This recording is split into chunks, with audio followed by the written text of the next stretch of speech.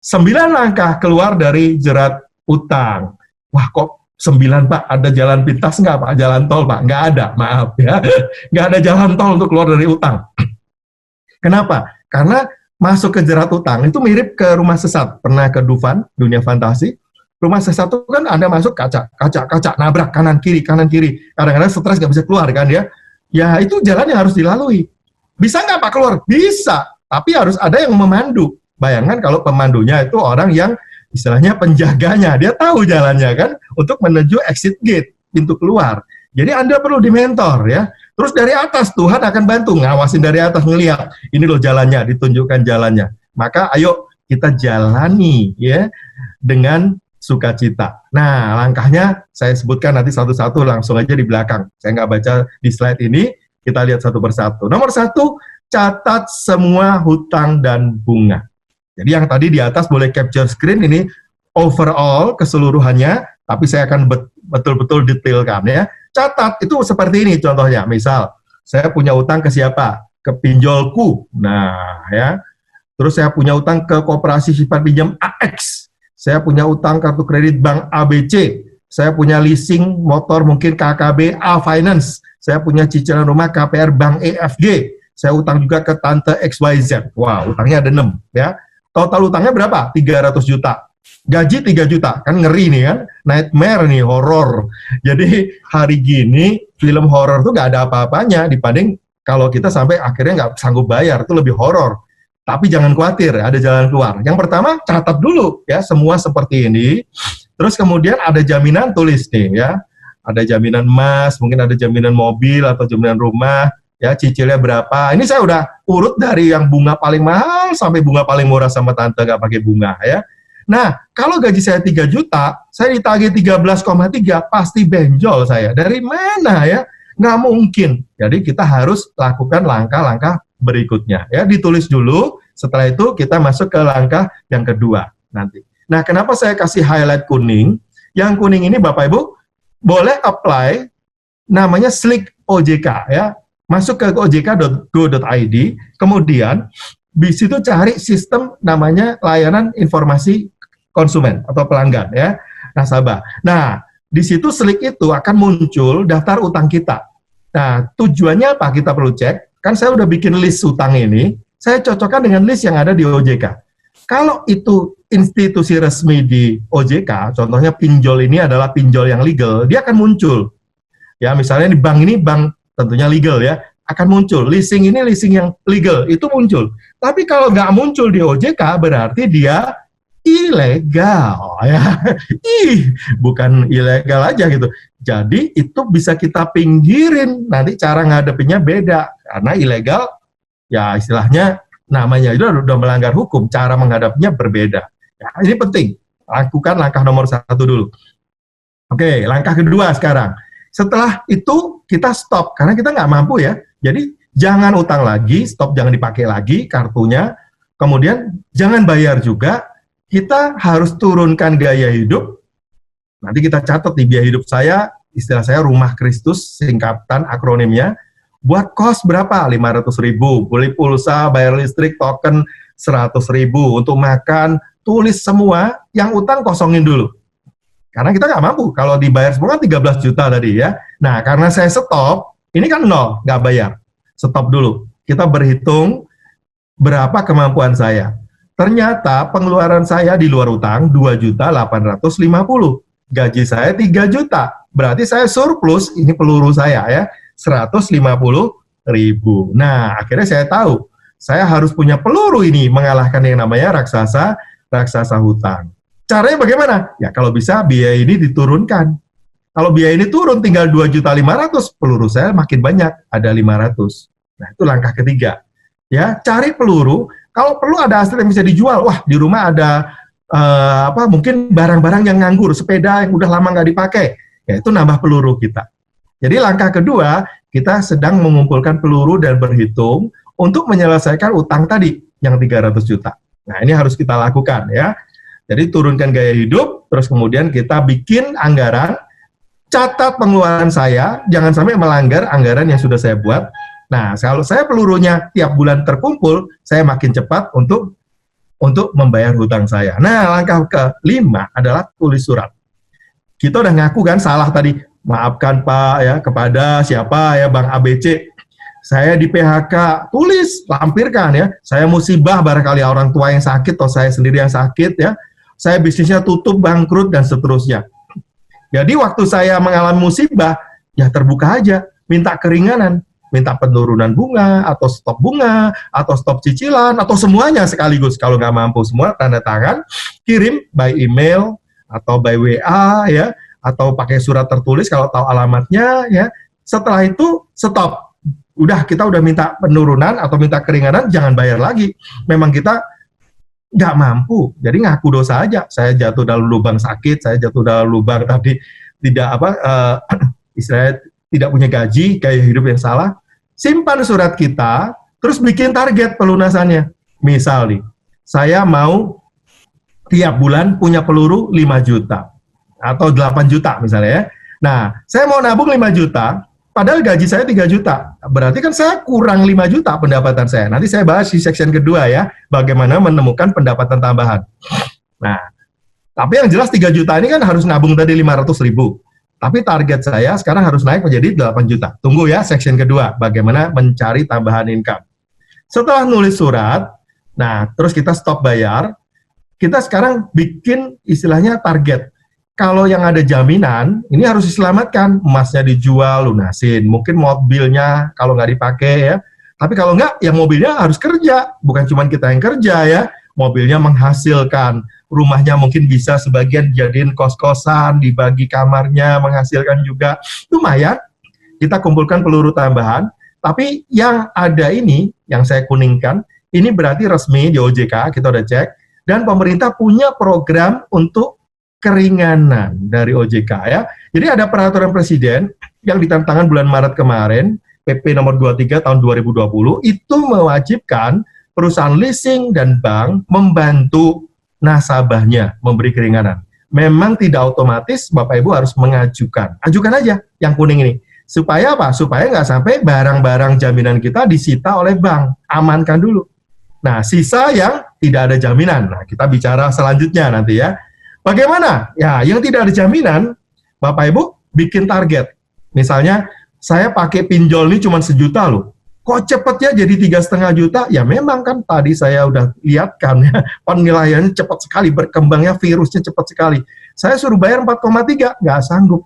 Nah, bikin target. Saya pakai 1 juta, saya mau bayar yang saya pakai saja 1 juta. Fine, itu sah, ya, nggak masalah. Terus yang kartu kredit saya pakai 20 juta, kok ditagih 28 ya? Ya karena bunganya besar. Saya pakai 20, saya mau kasih target, bayarnya balik ke 20. Nah, inilah angka target yang membuat kita jadi patokan minta keringanan. Kalau keringanannya diberi, berarti saya bisa bayar. Nah, proses. Kan tagihannya sekarang 3,5 atau 4,3 nih. Bagaimana jadi 1 juta? Anda harus lewatin proses yang namanya debt collector atau DC. Nah, DC ini memang ditugasin untuk memverifikasi apakah saya betul-betul terpuruk, betul-betul di PHK, betul-betul pernah sakit, betul-betul ya. Dia mau cek sampai harus korban dari COVID, betul-betul saya nggak punya rumah dan seterusnya. Jadi dia datang-datang, dia telepon, dia neror, itu memang tugas debt collector. Kalau nggak kerja dia nggak dibayar, itu tugas dia memverifikasi kita. Jadi jangan pernah takut menghadapi debt collector, karena kita nggak berhutang ke debt collector, kita berhutangnya ke pinjolnya, kita berhutangnya ke banknya. Jadi jangan takut sama yang nagih. Bilang, saya tadi sudah bikin surat ke bank, ingat yang di depan tadi kan, saya sedang menunggu keringanan. Nah, itulah jawaban satu-satunya yang Anda bisa jawab. Jangan tambah-tambahin, besok saya bayar, besok kita diteror lagi, habis kemarin ngomong besok, siapa tahu hari ini punya duit ya. Jadi jangan jawab lebih, jawabnya cuma boleh satu, apa tadi? Jawabnya, saya sudah apalin nih sampai luar kepala ya, minta keringanan dan sedang tunggu jawaban. Besok nelpon lagi, saya sudah minta keringanan dan sedang tunggu jawaban. Lusa nelpon lagi, saya sudah minta keringanan dan sedang tunggu jawaban. Siapa yang bosen? Ya, jadi bikin debt collector kita bosen. Kalau perlu minggu depan dia telepon lagi, kita tanya, Pak, lain kali kalau telepon udah ada jawaban belum Pak? Tolongin dong. Kalau dia ngebel lagi, Pak, kalau besok telepon lagi, kalau nggak dijawab jangan telepon deh, Bapak kehabisan pulsa nanti. Kalahkan kita ya, bukan ya. Artinya kita ini sudah bertindak benar, jangan takut, hadepin. Lewat waktu 1 hari banknya akan kirim surat ke kita resmi. Ya udah, kasih aja keringanan bayar 1 juta, yang satunya bayar 20 juta. Nah, targetnya masuk. Sambil nunggu tadi kan tentunya jawaban datangnya nggak seminggu, bisa 4 bulan, bisa 6 bulan. Kita kumpulkan peluru. Nah, ini yang paling penting ini ya. Saya kasih gambaran, ibaratnya utang itu raksasa Goliat. Daud gimana cara yang ngalahkan Goliat? Kalah tinggi, kalah senjata ya. Jadi pertama kan saya sudah lakukan nego. Goliatnya boleh nggak dikecilin ya? Jadi 5 juta. Itu kan urusan bank, bukan urusan debt collector. Jangan pernah percaya dengan ucapan debt collector. Harus ada surat. Bank bilang setuju utang Anda menjadi 5 juta misalnya, begitu. Nah, sambil nunggu, ini proses bisa 4 bulan, 6 bulan. Sambil nunggu, saya harus kumpulkan peluru. Apa yang Daud lakukan sebelum dia berperang melawan Goliat? Pagi-pagi dia ke sungai, mengumpulkan 5 batu licin. Nah, inilah peluru yang kita kumpulkan. Misalnya sebulan tadi bisa nabung berapa? 150.000. Saya cari tambahan income 350.000 atau berhemat 350.000. Peluru saya sebulan 500.000. Kita berhitung. Kalau bank sudah setuju 5 juta, 6 bulan lagi, saya udah ngumpulin 500.000 sebulan, udah ngumpulin 3 kali 6 bulan ya, 3 juta, kurang dikit. Ya sabar dikit lah ya, kecuali dia bisa turunkan jadi 3 juta, ya belum cocok, nggak apa-apa, tunggu lagi. 10 batu, 10 bulan, nih 500.000 kali 10 bulan, 5 juta, pas. Banknya udah bikin surat, setuju 5 juta, bayar. Selesai satu raksasa. Inilah cara membuat Goliat kita tumbang. Jangan khawatir, ini pasti bisa dilakukan ya. Oke, jadi kita harus menang, kita harus hadepin. Prinsipnya nanti ya, sebelum kita bahas yang poin kedua, ini saya prinsipnya adalah bagaimana kita bisa mengalahkan raksasa sampai lunas. Nah, ini lebih menarik tentu topiknya daripada bahas utang ya. Bagaimana menemukan penghasilan tambahan? Ya, oke. Teman-teman, sahabat solusi semua, coba lihat jarinya semua ya. Jari tangannya seperti di layar. Kalau jari saya buka, terbuka begini, saya bisa lihat nih. Jari jempolnya yang paling dahsyat, karena semua yang baik pasti kita kasih jempol kan ya. Nah, ini berbicara tentang Tuhan itu pemilik. Ya, kita katakan Tuhan itu pemilik segala sesuatu. Dia mempercayakan buat kita, cari tunjuk saya. Saya ditunjuk jadi pengelolanya ya. Kemudian yang ketiga, jari yang tengah ini muncul bersama-sama biar kelihatan, jangan sendirian kalau keluar ya. Jari tengah, hasilkan terbaik karena dia paling tinggi. Jadi Tuhan mau kita mengelola apa yang dipercayakan untuk menghasilkan yang terbaik dengan cara yang jari manis ada cincin melingkar bicara tentang tanggung jawab ya. Jadi caranya harus benar, jangan cara yang ilegal, jangan cara yang ngaco gitu ya. Dengan tanggung jawab. Nah, ada upah. Nah, upah ini adalah hasil investasi, hasil ya yang kita dapatkan karena kita sudah setia dengan hal yang kecil. Nah, itu makin lama akan makin besar. Jadi bagaimana caranya? Nah, step-stepnya kalau Bapak Ibu bekerja dengan 5 jari, itu artinya Bapak Ibu nggak usah cari yang nggak ada. Karena di tangan kita ada jari ini kan. Tips saya di tengah pandemik ini, memulai sesuatu, kalaupun saya mungkin di PHK ya, mulailah tanpa modal, tanpa utang baru, kalau saya bisnis. Jadi, jangan cari yang tidak ada. Nggak ada duit, ya jangan cari duit ya. Makanya duit utangan gitu, jangan ya. Jadi tanpa modal. Bisa nggak Pak? Modal dengkul. Itu modal dengkul nomor 1 ya. Bukan cuma doa loh modal dengkul tuh ya. Ada nggak bisnis tanpa modal? Ada Pak. Pakai kartu kredit? No ya. Itu sesat ya. Utang kartu kredit modal itu salah sekali. Yang kedua, caranya gimana? Ya jadi makelar. Misalnya makelar mobil, agen properti, agen asuransi, itu tanpa modal, modalnya cuma kartu nama. Yang ketiga, jadi reseller. Jadi hari ini online sangat volumenya sangat tinggi. Kalau kita nggak punya barang, ya nggak usah jualan, apalagi nyetok. Kita bisa jadi reseller atau dropshipper, ya artinya saya jual ke orang lain, nanti saya tinggal ngambil, kirimnya berapa hari? 3 hari. Kita ngomong ke orang yang beli sama kita 4 hari ya. Jadi ada selisih juga kan, bisa kita lakukan supaya tenggang waktunya lebih panjang misalnya. Jadi reseller. Yang keempat, pakai alat atau skill yang ada di rumah, kerjakan di rumah. Nah, ini kan nggak kemana-mana juga mungkin masih hari ini. Dan terakhir, gunakan sosial media yang tidak berbayar, itu juga masih banyak ya. bisa pakai IG, TikTok, pakai macam-macam ya. Ada lagi sekarang ya. Nah, dengan 5 hal ini, ingat jari ini yang Tuhan percayakan ke kita, terus kita juga bisa gunakan 5 jurus ini tanpa berbayar, kita coba gali pendapatan tambahan buat kita ya. Nah, apa saja yang bisa dilakukan? Apa yang kita lakukan hari ini adalah banyak sekali sebenarnya ya. Coba saya klik lagi, kok nggak jalan ya, sebentar. Agak nyangkut slide saya. Yes. Oke ya, ini mencari yang ada di kita. Saya kasih contoh, saya punya harta Tuhan kasih itu ada 6. Wah, kaya sekali ya. Tapi memang nilainya nggak semuanya tinggi gitu ya. Cari yang tinggi yang ada di kita. Contoh nih, financial asset saya rendah. Rapotnya dari angka 25 cuman berapa ini? 10 barangkali ya. Jadi cuman 40%.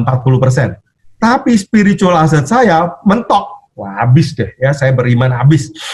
Nah, justru di rumah ini saya makin banyak waktu untuk bersekutu, untuk belajar firman. Nah, soul asset mungkin pendidikan saya nggak tinggi, sama dengan keuangan tadi, rendah ya. Cuman SMA, mungkin nggak sampai sarjana.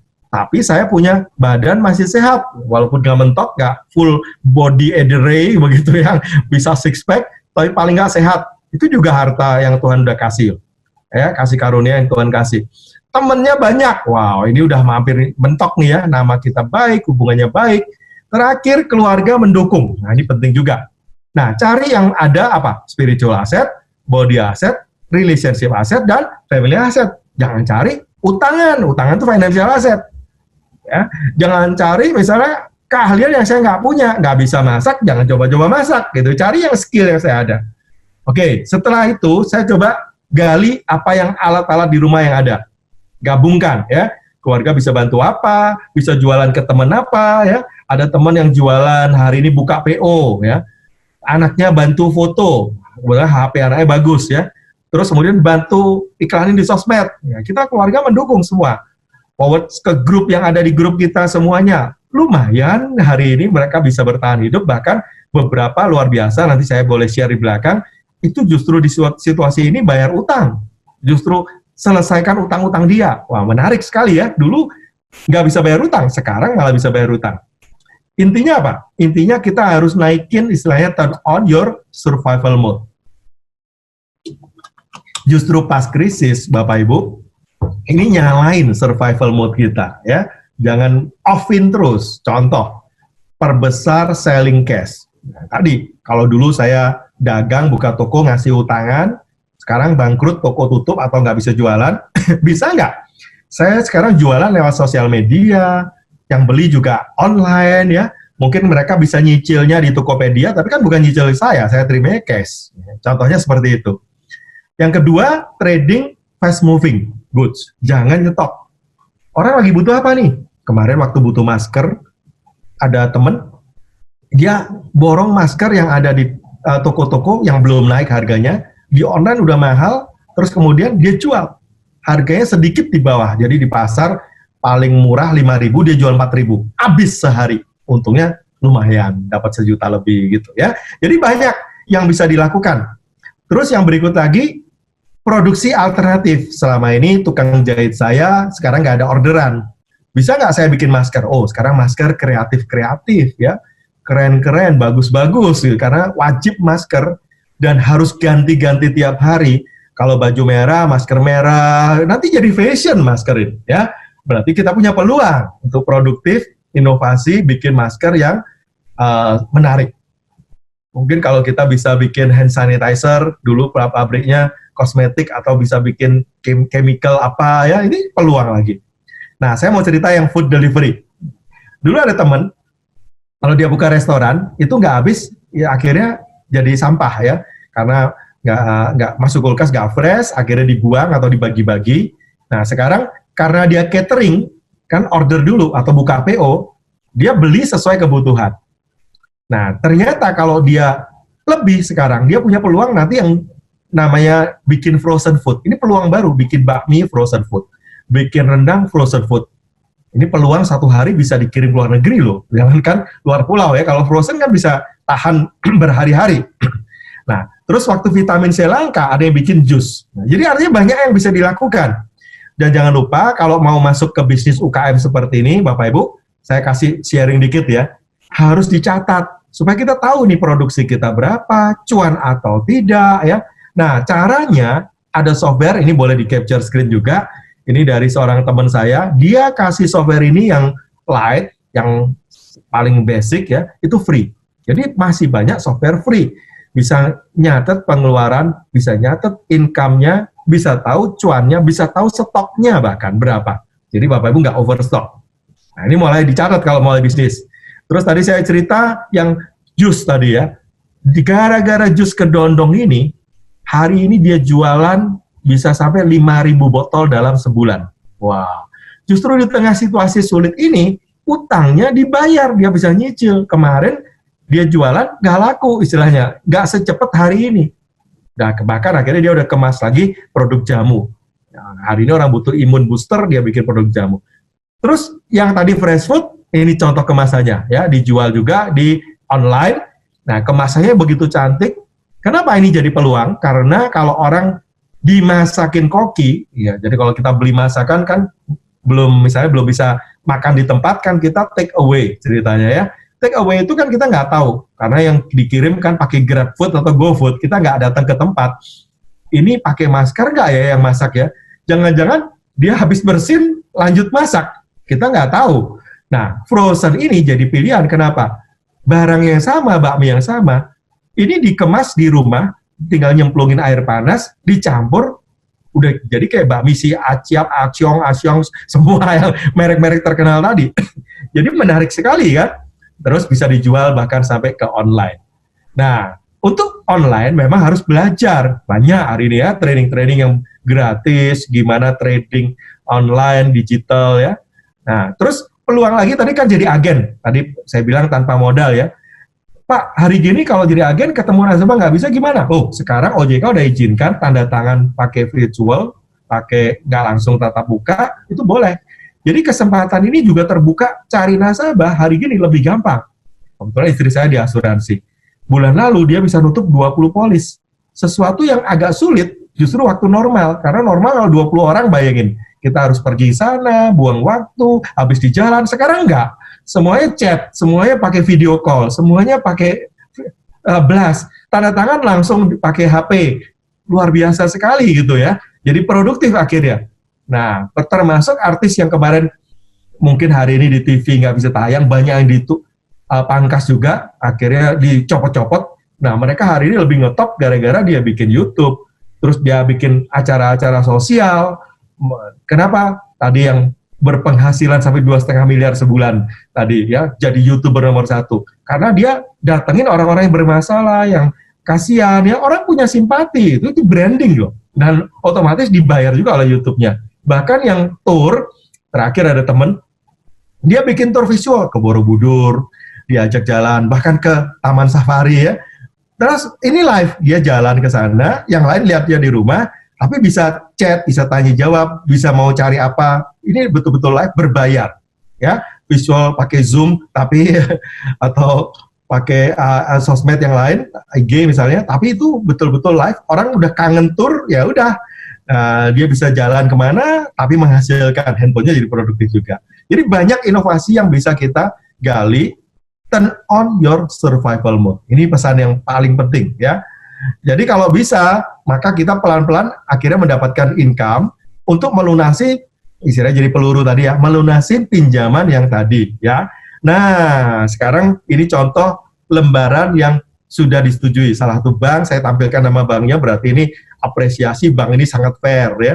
Jadi dia kasih kesempatan, kalau Bapak Ibu mau terima pelunasan harus minta tertulis seperti ini, atau paling enggak email, kalau enggak bentuknya fisik surat, atau sesuatu yang di sosmed, di WA, resmi dari banknya atau dari pinjolnya atau dari kartu kreditnya ya. Nah, Anda harus mendapat persetujuan yang jelas. Telah melunasi sebesar sekian, baru Anda bayar. Atau disetujui pelunasan sebesar sekian, sebesar target. Tadi pinjol saya targetnya 1 juta. Anda dapat surat, telah disetujui Anda membayar 1 juta. Nah, pelurunya udah terkumpul tadi, batu licinnya oleh Daud. Nah, raksasa Goliat 1 tumbang ya. Nah, terus minta surat lunas yang seperti contoh yang ada di screen kita. Harus tertulis supaya Anda tidak ditagih lagi, dan sekali lagi jangan takut debt collector dan jangan percaya ucapannya debt collector. Anda bayar dulu deh, nanti saya ajukan. Anda bayar dulu, nanti saya akan ke saya bayarnya apalagi. Waduh, jangan ya. Jadi betul-betul harus tertulis, transfernya ke bank yang bersangkutan atau ke perusahaannya, terus kemudian simpan bukti lunasnya. Berarti Anda sudah menang. 1. Tinggal raksasa kedua, ketiga, dan seterusnya. Ya, itu caranya mengalahkan. Memang butuh peluru, pelurunya bisa cari income tambahan tadi.